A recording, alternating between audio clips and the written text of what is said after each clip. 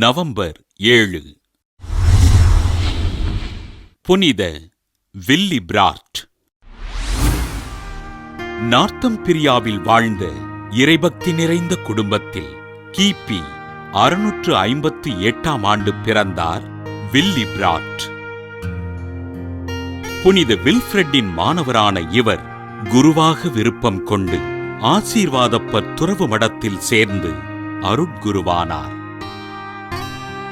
கிபி 692ஆம் ஆண்டு ரோமை சென்று இறைப்பணிகளைச் செய்த வில்லி பிராட் திருத்தந்தை 3ஆம் செர்ஜியூஸ் அவர்களால் கிபி 695ஆம் ஆண்டு நவம்பர் 21ஆம் நாள் ஃப்ரீசியாவின் ஆயராக திருநிலைப்படுத்தப்பட்டார். தன் மறைமாவட்டத்தில் உலக இரட்சகருக்காக ஆலயம் கட்டி எழுப்பி அதனை மறைமாவட்ட பேராலயமாக உயர்த்திய வில்லி பிராட் உக்ரெட் என்னும் பகுதியில் புதிய துறவு மடத்தினை கட்டி எழுப்பி இறைப்பணிகளைச் செய்தார்.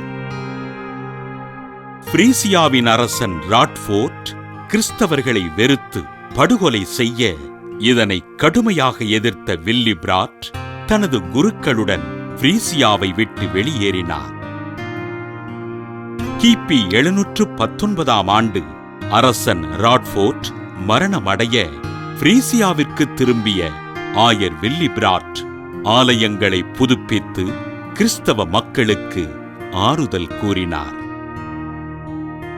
ஃப்ரீசியா நாட்டு மக்களுக்கு ஆண்டவரின் பணிகளைச் செய்து மக்களை வழிநடத்திய ஆயர் வில்லி பிராட் கிபி 739ஆம் ஆண்டு விண்ணகமடைந்தார். ஃப்ரீசியாவின் திருத்தூதர் என்று மக்களால் அன்போடு அழைக்கப்படுகின்ற ஆயர் வில்லி பிராட்டினை திரு அவை புனிதராக உயர்த்தி வலிப்பு நோய் உள்ளவர்களுக்கு பாதுகாவலராக அறிவித்தது.